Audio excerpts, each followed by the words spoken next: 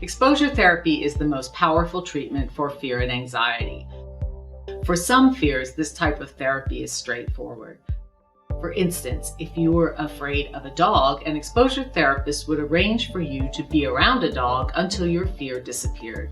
For other fears, like those triggered by traumatic events such as IED explosions or sexual assault during military service, exposure therapy is more challenging.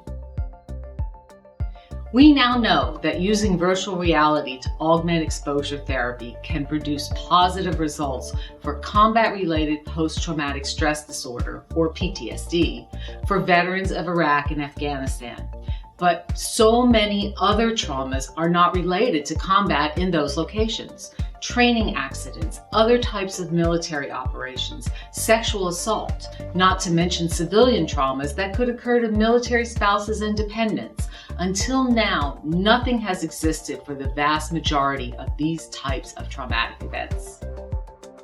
We have created a traumatic event scene creation system, a software application that allows a typical clinician to quickly and easily recreate any type of traumatic scenario for a patient to experience in virtual reality. Using an intuitive, easy-to-use interface, the clinician can quickly create and tailor an event to match the patient's narrative and allow the patient to virtually experience that scenario using a VR headset.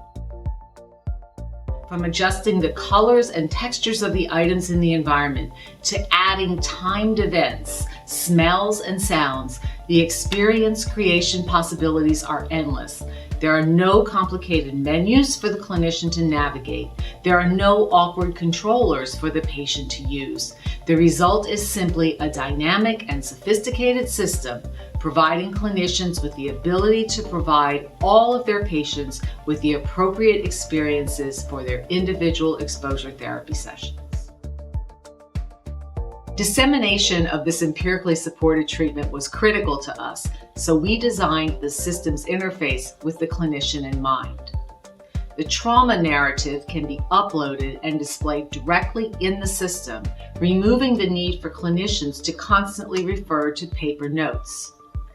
Critical points in the scene are easily defined and clearly marked, allowing the clinician to quickly move to and replay critical elements of the scene.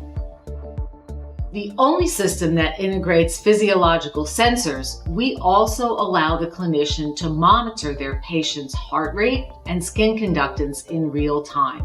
Not only does this feature make the system unique, it serves two critical functions.